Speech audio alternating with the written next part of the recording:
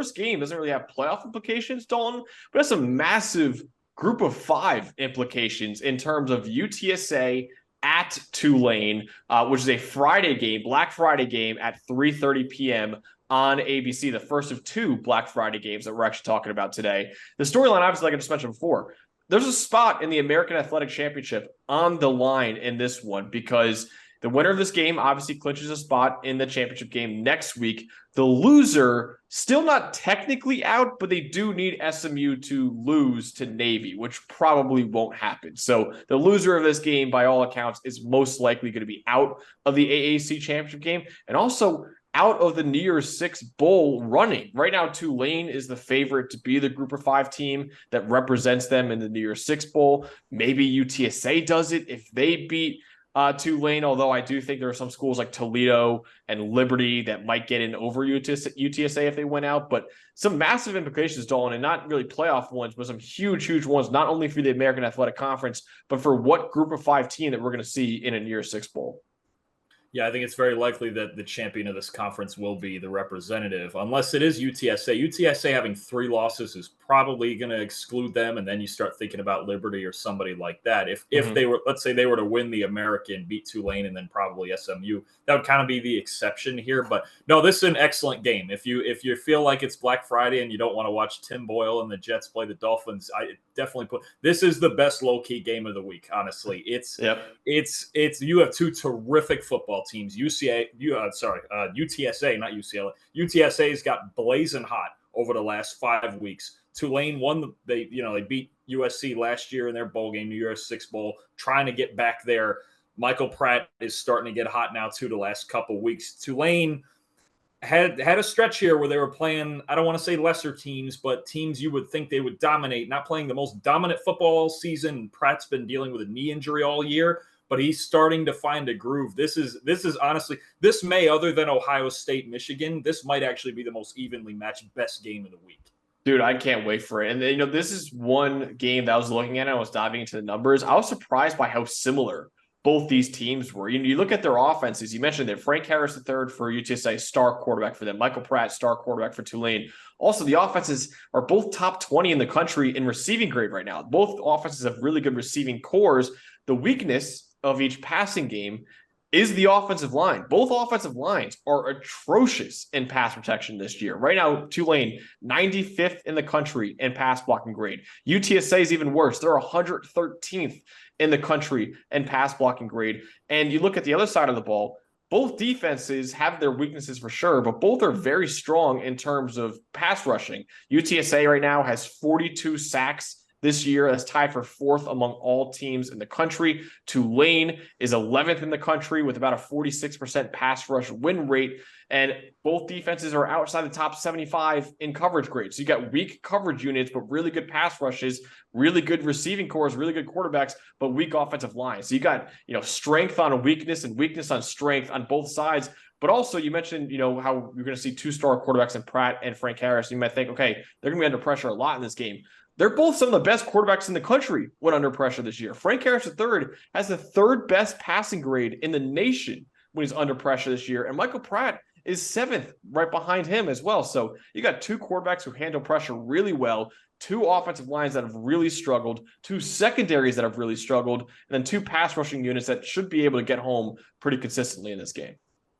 Yeah, for sure. And I found a fun fact on the quarterbacks in the American, including these 2. Over the last 3 weeks, the top 6 spots in overall grading by quarterbacks, 4 of them are in the American. Wow. You've got Preston Stone for SMU 2nd, Frank Harris and Chandler Rogers for North Texas tied for 3rd, and Michael Pratt 6th. So this I'm telling you, this is quality football. These quarterbacks and these teams, you've got some really, really solid offense being played. Now, I think a key for me in this game is what do we get with it's a fun matchup of Pratt specifically against UTSA's secondary. Now, in total, does it look like they've struggled in total, but you kind of cut the season in half, right? The first 6 weeks of the season, UTSA's coverage grade was the worst in the nation by almost 10 points.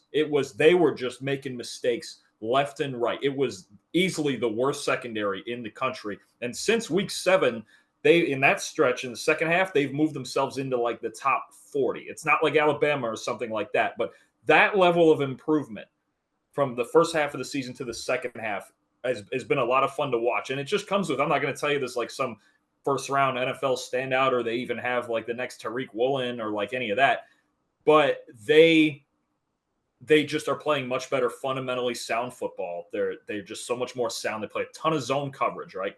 Cover 4 quarters, right? Sitting 4 guys deep.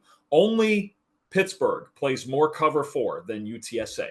Sit back, keep it in front of them, make tackles, play fundamentally sound. Now, why this is fun is that Pratt, when he's thrown into zone coverage, is right up there with all of the elite quarterbacks in the country, Caleb Williams and Jaden Daniels and Bo Nix and all these guys. Throwing into zone coverage, he's just as good as those guys, okay? And what he does when he gets these zone looks, especially quarters, they have things in their offense that are designed, because that style of defense, you don't let it get over the top, right? It's an umbrella. You sit back. Maybe you drive on the ball, when there's an opportunity in the intermediate parts to get an interception. But for the most part, keep in front, make tackles. Tulane has things in their offense designed to get over the top.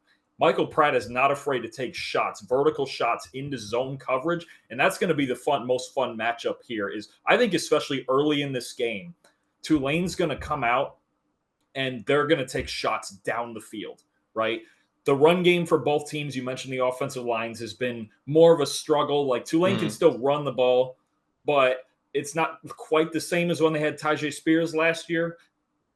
I think Michael Pratt early in this game is going to take shots down the field. They have some things in their offense schematically that are designed to beat UTSA's exact coverage looks. Now, if they can then the question is if you can execute it. Obviously, you always, deep shots, everything's volatile, all that stuff. But I'm looking for Michael Pratt early to take shots in this game, and especially over the last couple of weeks. He struggles a little more against man coverage, but UTSA is not a man coverage team. What they do, even though they're playing well, plays into Michael Pratt's strengths. Dude, I love that. I love how, great breakdown, honestly, with the UTSA playing such a great, amount of zone coverage. You said right behind Pitt in terms of cover 4 rate, and then Michael Pratt is one of the best in terms of attacking zone defenses. So, yeah, I think it's a really interesting matchup for a lot of ways, man. I think these are really similar teams in a lot of ways as well in terms of where the strengths lie, in terms of where their weaknesses lie too. So, yeah, I can't wait for this. This is actually, Dalton, this is the first Group of 5 game that I think we're talking about in any of our previews that we've done. And I think we started in week 3. So it's been about 10 or 11 weeks of previews. And this is the first Group of 5 game that we're doing. Is a massive, massive Group of 5 game. So ultimately, who do you think is winning this game and advancing to the American Athletic Championship game and maybe being a New Year's Six team at the end of the day? Well, I tried to talk you into SMU Memphis last week, and that ended up being a terrific game. It was. I tried to talk you into it, and you wouldn't let me. But no, I actually, these are two very, very. It's a good matchup. This is an evenly matched. These are 2 evenly matched teams. UTSA is really good despite the slow start. They started 1-3, and I believe they've reeled off 7 in a row. I like two of those. Real quick, two of those losses were Frank Harris was out during those games too. So you could say, man, they might be 11-1 team or 10-1 team right now with Frank Harris fully healthy the whole season. Yeah, the way they're rolling right now, this is an even matchup. I'm gonna take Tulane though. I think it's very hard to win at Tulane. It's very, very hard to win down there right now. I think Pratt's strengths playing into this defense, and he looks healthier. He looks like he's moving better after the knee injury. He had him miss in a couple of games. The loss to Ole Miss, he didn't play. He's moving a little better. He takes shots into zone coverage, and I think he's kind of, when we talk about a lot of these quarterbacks, and it's Group of 5, and like you mentioned, we haven't talked a ton of Group of 5. He's kind of the forgotten guy among the really good quarterbacks in the country. I don't think he's in a first round conversation with some of the freaks that we have in the Power 5, but he's definitely a guy with NFL prospects, and I like him in this game, especially if I think they're going to get vertical early on, and they're going to try to make Frank Harris match Pratt, and I think if that's the case, then Pratt's going to win it. I'll take Tulane 34-28. All right, I'm taking Tulane as well, 28-24. And yeah, Michael Pratt's a guy that, there were rumors that he might enter the transfer portal after this year. He kind of shot down those rumors, but you never know, man. If he does, that would be a huge, huge name in the portal. Might be, honestly, the top quarterback in the portal as well. I think right now he's a second-round prospect on PFF's big board, so he might enter the draft ultimately too. But yeah, man, this is going to be a great game. I'm really, really excited for this game. We mentioned before, I mentioned how, two of UTSA's losses were without Frank Harris. Well, Tulane's only loss this year was to Ole Miss, who's a top 15 team in the country easily. Also, Michael Pratt was out for that game as well. So you might make, and that was a close game for most of that game.